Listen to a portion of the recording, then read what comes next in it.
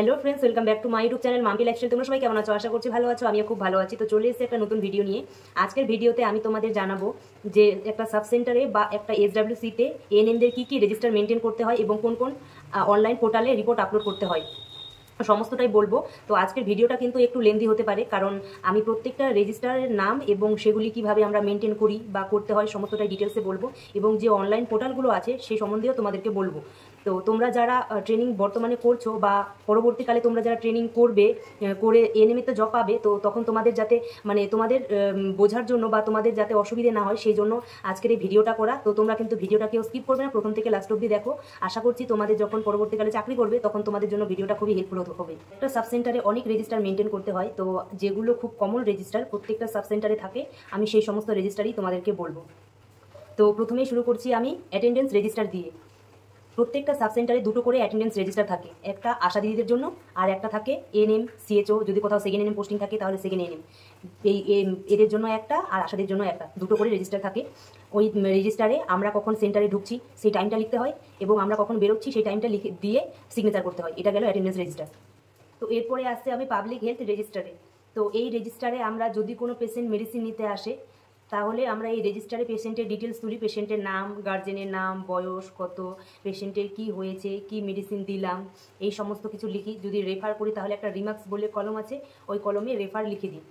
Maternal health register, এই রেজিস্টারে আমরা মায়েদের ডিটেলস লিখি। যে সমস্ত মা প্রেগনেন্ট থাকে, যখন আমাদের ভিএচএনডি ক্যাম্প হয় মানে ইঞ্জেকশন হয়, তখন যদি কোনো মা কার্ড করতে আসে, তো কার্ড করতে আসে তখন এখানে মায়ের সেই মায়ের নাম, হাজব্যান্ডের নাম, বয়স কত, তারপরে মায়ের লাস্ট মেনস্ট্রুয়াল পিরিয়ডের ডেট, তারপরে হচ্ছে কবে ডেলিভারি হবে সেই ডেটটা, মাকে আমরা ইঞ্জেকশন যে দিলাম সেই ইঞ্জেকশনটা তুলতে হয়, মায়ের ওজন কত পেলাম, বিপি কত পেলাম, হিমোগ্লোবিন, সুগার, ইউরিন অ্যালবুমিন কতটা পেলাম, মাকে কি ওষুধ দিলাম, সমস্তটাই এই এখানে এই রেজিস্টারে লিখতে হয়। যদি কোনো মা সেকেন্ড ভিএচএনডি ক্যাম্প ছাড়াও কিন্তু যখন কোনো মা চেক আপে আসে সেন্টারে, তখন এই রেজিস্টার আমাদের সেমভাবে মেনটেন করতে হয়। মাকে আমরা কতগুলো আয়রন দিলাম, কতগুলো ক্যালসিয়াম দিলাম, সমস্ত কিছুই ডিটেলস এই রেজিস্টারে আমাদের তুলতে হয়। চাইল্ড ইমিউনাইজেশন রেজিস্টার, তো এই রেজিস্টারটা শুধুমাত্র ভিএচএনডি যেদিনটা ইঞ্জেকশন হয় বাচ্চাদের, সেই দিনেই রেজিস্টারটা আমাদের কাজে লাগে। তো এই রেজিস্টারে বাচ্চার নাম, তারপরে বাচ্চার মায়ের নাম, বাচ্চার বয়স কত, বাচ্চার সেক্স তোলা থাকে, তারপরে হচ্ছে বাচ্চা তার বয়স অনুযায়ী কী ইঞ্জেকশন পাচ্ছে সেগুলো সমস্ত কিছুই এই ইমিউনাইজেশন রেজিস্টারে আমাদের তুলতে হয়। এএনসি রেজিস্টার, এই রেজিস্টারে আমরা যে সমস্ত মা নতুন প্রেগনেন্ট হচ্ছে, নতুন ইঞ্জেকশন নিচ্ছে, সেই সমস্ত মায়েদের আমরা নাম এই রেজিস্টারে তুলে রাখি। ইঞ্জেকশনের দিনে ভিএচএনডি ক্যাম্পের দিনে যে সমস্ত মায়েদের ম্যাটার্নাল হেলথ রেজিস্টারে যে নামগুলো তুলছি, ওই রেজিস্টার থেকেই এএনসি রেজিস্টারে আমরা তুলে রাখি। এখানে পরপর ভাগ করা থাকে, first check up, second check up, third check up, fourth check up, check আপগুলো আমরা কোন ডেটে কী চেক আপ করছি সমস্ত ওখানে তুলে দিই। এখানেও সেম কলম, মায়ের নাম, হাজব্যান্ডের নাম, এজ কত, বাড়ি কোথায়, তারপরে তার প্রেশার, সুগার কত, আমরা কি কি মায়ের পরীক্ষা করলাম, সমস্ত কিছু এইভাবে আমরা লিখে রাখি এই রেজিস্টারে। এই রেজিস্টারটা মেনটেন করলে অনেক সুবিধা হয়। যেরকম ধরো যে প্রত্যেক মাসে আমার কতগুলো মা রেজিস্ট্রেশন হলো, নতুন মা হলো, কোন মাগুলোর চেক আপ করতে হবে, কোন মাগুলোর ডিউ আছে, এই রেজিস্টারটা দেখলেই ইজিলি বোঝা যায় এবং কাজ করতে সুবিধা হয়। হাই রিস্ক রেজিস্টার, এই রেজিস্টারে যে সমস্ত মা হাই রিস্কের মধ্যে পড়ে, হাই রিস্কের প্রচুর কি বলবো ক্রাইটেরিয়া আছে, ওই কোনো একটা ক্রাইটেরিয়ার মধ্যে যদি এই মাটা পড়ে, তাহলে আমরা সেই মাগুলোকে হাই রিস্ক রেজিস্টারে তুলে রাখি। এই রেজিস্টারে মায়ের নাম, হাজব্যান্ডের নাম, বাড়ি ঠিকানা, বিপি, প্রেশার, সুগার সমস্ত কিছু লিখি। লেখার পরে মাটার মধ্যে হাই রিস্কের কোন সিমটম দেখা যাচ্ছে সেই সিমটমটা আমরা ওখানে স্পেসিফিক উল্লেখ করে দিই, এবং পরবর্তীকালে যখন মায়ের আমি ফলো আপ করবো তাহলে সেক্ষেত্রে আমার সুবিধা হয়, রেফারের ক্ষেত্রে আমার খুব সুবিধা হয় এই হাই রিস্ক রেজিস্টারটা মেনটেন করলে। তো সেই জন্য আমাদের মেনটেন করতে হয়। বার্থ রেজিস্টার, এই রেজিস্টারে যে সমস্ত মায়েদের ডেলিভারি হচ্ছে সেই সমস্ত বাচ্চার ডিটেলস এই রেজিস্টারে তুলতে হয়। এই রেজিস্টারে বাচ্চার নাম, বাচ্চার বাবার নাম, তারপরে হচ্ছে বাচ্চা কবে হয়েছে, বাচ্চার ওজন কত, বাচ্চা নর্মাল হয়েছে নাকি সিজার হয়েছে, বাচ্চার কোন হসপিটালে হয়েছে, নার্সিংহোম নাকি গভর্নমেন্ট হসপিটাল, সেগুলো উল্লেখ করতে হয়। তারপরে এই সমস্ত ডিটেলস এই রেজিস্টারে তোলা থাকে।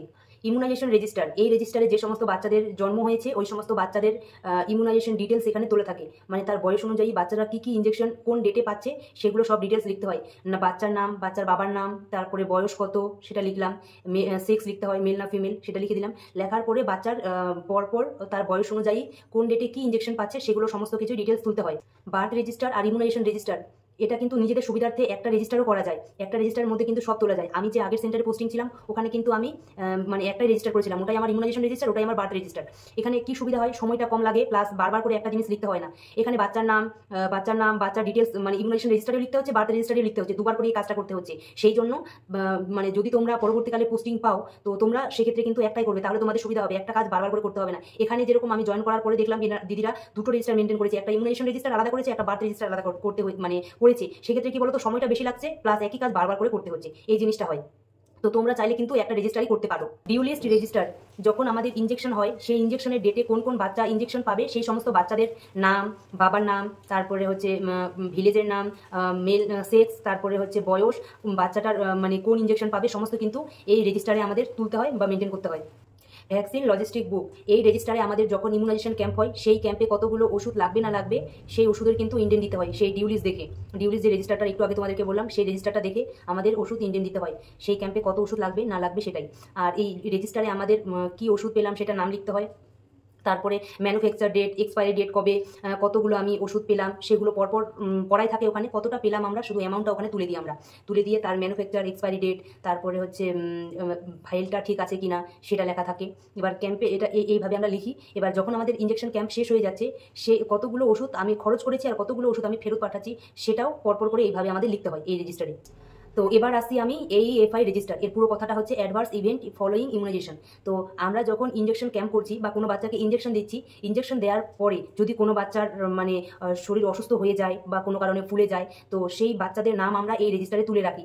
বাচ্চার নাম, বাচ্চার বাবার নাম, বাড়ি কোথায়, বাচ্চার জন্ম তারিখ কত, তারপরে বাচ্চার সেক্স, তারপরে বাচ্চা কোন ডেটে ইনজেকশন পাচ্ছে, কি ইনজেকশন পাচ্ছে, তার ম্যানুফ্যাকচার ডেট, এক্সপায়ারি ডেট সমস্ত কিছুই এই রেজিস্টারে লিখি। এমনকি বাচ্চার কি হয়েছে, জ্বর আছে নাকি পা ফুলেছে, অন্য কোনো অসুবিধা সমস্ত কিন্তু এই রেজিস্টারে আমাদের ডিটেলস তুলতে হয়। যদি সিভিয়ার কিছু দেখা যায় তাহলে সেক্ষেত্রে আমরা রেফার করে দিই। PNC রেজিস্টার, এই রেজিস্টারে যখন মায়েদের বাচ্চা হয়ে যাচ্ছে, মায়েদের বাচ্চা হওয়ার পরেও ডেলিভারি প্রেগনেন্ট অবস্থায় থাকাকালীন মায়েদের যেরকম চেক আপ করি, ডেলিভারি হওয়ার পরেও মা বাচ্চার কিন্তু সেইভাবে চেক আপ করতে হয়।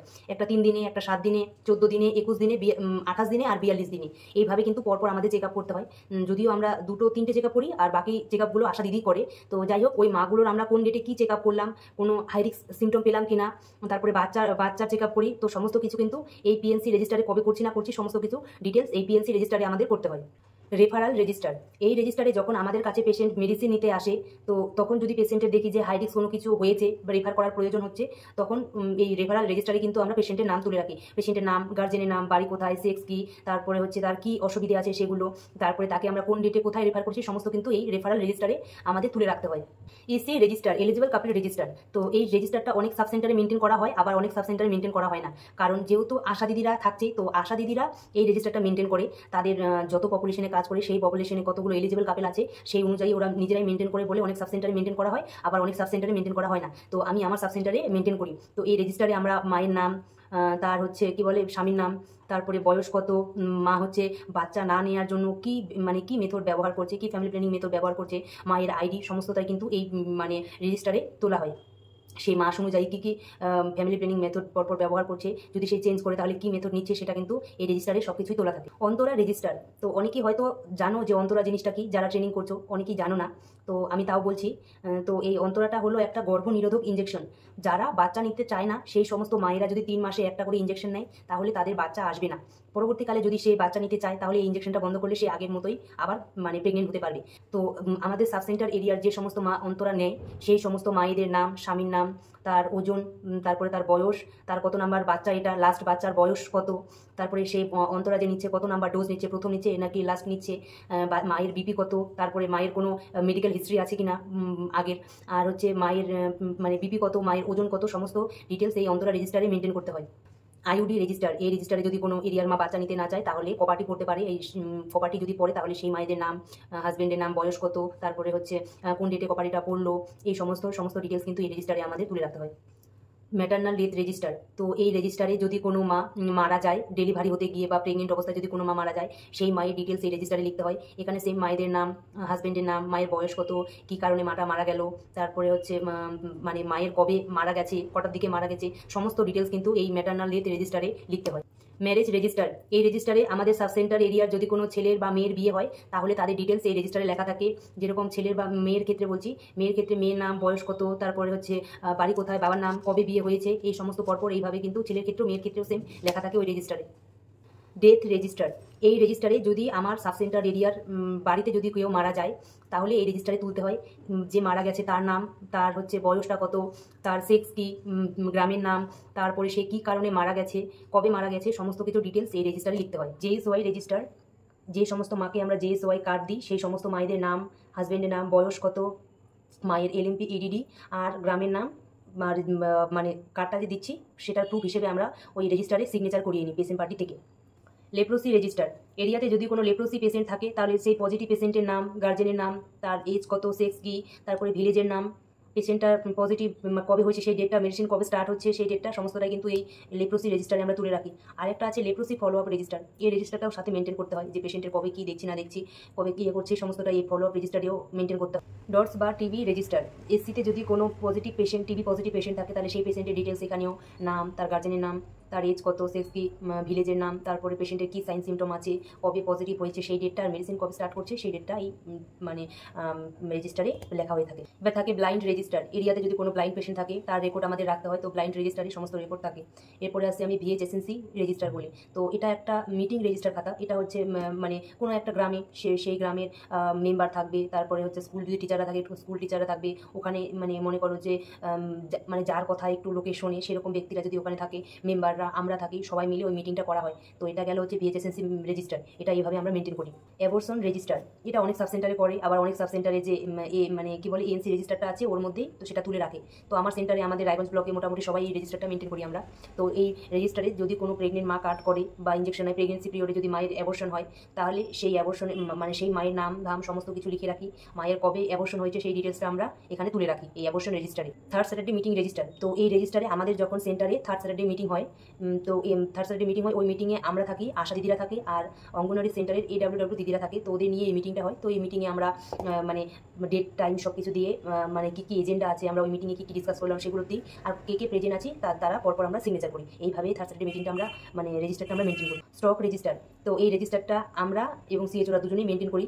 তো আমার যে মেডিসিনগুলো লাগে সেদিকটা আমি কবে রিসিভ করলাম, মানে দিদি রিসিভ করে, তো কবে রিসিভ করলাম, কতটা খরচ হয়েছে, কতটা ব্যালেন্স আছে, সেটা এই স্টক রেজিস্টারে করতে হয়। সেম সিএচও দিদিও করে, দিদি কী কী মেডিসিন নিল, কতগুলো আছে, কতগুলো খরচ হলো, সেইভাবে স্টক রেজিস্টার আমাদের মেডিসিনটা কিন্তু আমাদের মানে বিপিএসসি থেকে বলে যে সেটা সপ্তাহের মধ্যে আপডেট দিতে, কিন্তু কাজের মানে এত কাজের চাপ যে আমরা সেটা করতে পারি না, তাই আমরা 15 দিন অন্তর আমরা স্টকটা আপডেট দিয়ে থাকি।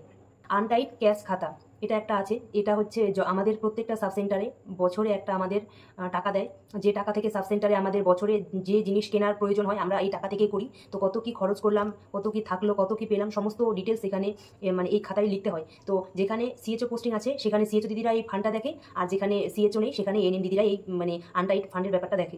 ল্যাবরেটরি রেজিস্টার বা স্লাইড খাতা, এই রেজিস্টারে আমরা যে সমস্ত পেশেন্টের জ্বর আছে সেই সমস্ত পেশেন্টের আমরা স্লাইড নিই, তো সেই পেশেন্টের নাম ডিটেলস এই খাতায় আমরা তুলে রাখি। ইন্সপেকশন খাতা, তো এই খাতায় আমাদের কিছু করার নেই, শুধুমাত্র যখন আমাদের সেন্টারে ভিজিটে আসে স্বাস্থ্য ভবন থেকে বলো, সিএমওইচ অফিস বা বিএমওইচ অফিস থেকে, যেখান থেকে হেলথ ডিপার্টমেন্টের লোক আমাদের সেন্টারে ভিজিটে আসে, তো তারা আমাদের সেন্টারের কি ভালো দিক পেয়েছে, কি খারাপ দিক পেয়েছে, সমস্ত কিছু এই খাতায় ওনারা লেখেন এবং সিগনেচার করেন। তো এটা এইভাবেই করা হয়, এখানে আমরা কিছু করি না। এই খাতা যেগুলো বললাম এগুলো হলো মেন রেজিস্টার, এছাড়াও কিন্তু আরও অনেক রেজিস্টার আছে, সেগুলো সম্পূর্ণ সেই সাবসেন্টার এরিয়ার মানে কীরকম রোগ আছে তার উপরে ডিপেন্ড করে অনেক রেজিস্টার করতে হয়। যেরকম ধরো যে সাবসেন্টারে ম্যালেরিয়া বা ডেঙ্গু পেশেন্ট আছে বা কালাজ্বরের পেশেন্ট আছে তাদের জন্য কিন্তু আলাদা করে আবার রেজিস্টার করতে হয় রেকর্ড রাখার জন্য। আমার যেরকম কালাজ্বরের পেশেন্ট আছে, তো সেই জন্য আমার কালাজ্বরের মানে রেজিস্টার আমাকে মেনটেন করতে হয় পেশেন্টের রেকর্ড রাখার জন্য। তো এইভাবে কিন্তু আরও বিভিন্ন ধরনের রেজিস্টার আছে। এবার আসি আমি আমাদের কোন কোন অনলাইন পোর্টালে রিপোর্ট সাবমিট করতে হয় বা কাজ করতে হয়। প্রথমেই হচ্ছে মাতৃমা, এই মাতৃমা পোর্টালে আমাদের কতগুলো মা নতুন প্রেগনেন্ট হলো সেই মায়েদের নাম তুলতে হয়, এখানে ডিটেলস তুলতে হয়, কবে কী চেক আপ করছে সমস্তটাই তুলতে হয়। যখন মায়ের ডেলিভারি হবে ডেলিভারি তুলতে হয়, যখন বাচ্চা হবে সেই বাচ্চা তার বয়স অনুযায়ী কী কী ইঞ্জেকশন পাচ্ছে সমস্ত কিন্তু এই খাতায় আমাদের এই মাতৃমা পোর্টালে আমাদের কিন্তু এই অ্যাপটাতে আমাদের তুলতে হয়। যখন কোনো এরিয়ার কোনো ছেলের বিয়ে হয় তখন সে এলিজিবল হয়ে গেল, সেই এলিজিবল মানে কাপেলের নামটাও কিন্তু এখানে তুলতে হয়, তারা কি ফ্যামিলি প্ল্যানিং মেথড ইউজ করছে সেটা কিন্তু এই মাতৃমাতে তুলে দিতে হয়। FPLMIS, তো এটা হলো একটা ফ্যামিলি প্ল্যানিং ইন্ডিয়ান অ্যাপ, আমাদের যতগুলো ফ্যামিলি প্ল্যানিং মেথড লাগে সেই অনুযায়ী আমরা ইন্ডিয়ান করি, সেটা ব্লককে আমরা পাঠাই, ব্লক আবার সেটা ডিস্ট্রিক্টে পাঠায়, ডিস্ট্রিক্ট সেটা স্বাস্থ্যভবন পাঠায়। এইভাবে কিন্তু ধাপে ধাপে আমাদের যতগুলো লাগে আমরা ইন্ডিয়ান করি, সেই অনুযায়ী ওনারা আমাদেরকে সেটা সাপ্লাই দেয়। আর এই অ্যাপে ইন্ডিয়ানটা আমাদের মাসে একবার করে করতে হয়। IDSP অ্যাপস, তো এই অ্যাপসটাতে তোমাদের আমি মানে ভিডিওর প্রথম দিকে বলেছি একটা IDSP রেজিস্টারের কথা, তো ওই রেজিস্টারে যে সমস্ত ফিভারের পেশেন্টগুলো আসে ওই পেশেন্টের ডিটেলসগুলো তো ওই খাতায় তোলা থাকে, তো ওই খাতা থেকে আমরা তখন এই IDSP যে অ্যাপসটা আছে এখানে আমাদের রোজ রিপোর্ট করতে হয় কতগুলো ফিভারের পেশেন্ট আছে, সেই ফিভারের পেশেন্টের ফিভারটা কি 7 দিনের বেশি না 7 দিনের কম, তারপরে হচ্ছে কাশি আছে কি কাশি নেই, 7 দিনের বেশি কাশি না 7 দিনের কম কাশি, এরকম অনেক রকম কলম আছে। তো যার যেরকম আমরা পেশেন্ট পাই সেই অনুযায়ী আমরা IDSPতে করি। আমি তোমাদের যে সমস্ত অ্যাপস আর রেজিস্টারের কথা বললাম এগুলো ছাড়াও কিন্তু আরও অনেক রেজিস্টার আর অ্যাপস এবং অনলাইন পোর্টাল আছে যেগুলোতে সিএচও দিদিরা মেনটেন করে মানে ওরাই রিপোর্ট সাবমিট করে মানে ওদের রিপোর্টগুলো, আর আমরা এই সমস্ত পোর্টাল বা অ্যাপসে আমরা কাজ করি। তো তো আজকের ভিডিওটা এই পর্যন্তই। ভিডিওটা কেমন লাগলো অবশ্যই কমেন্টে জানাবে, ভালো লাগলে লাইক কমেন্ট শেয়ার করবে, আর চ্যানেলে যদি কেউ নতুন হয়ে থাকো তাহলে অবশ্যই চ্যানেলটিকে সাবস্ক্রাইব করবে, আর এই রিলেটেড যদি তোমাদের কোনো কোশ্চেন থাকে সেটা কমেন্টে আমাকে জানাবে। তো দেখা হচ্ছে নেক্সট কোনো ভিডিওতে, ততক্ষণে সবাই ভালো থেকো, সুস্থ থেকো, বাই।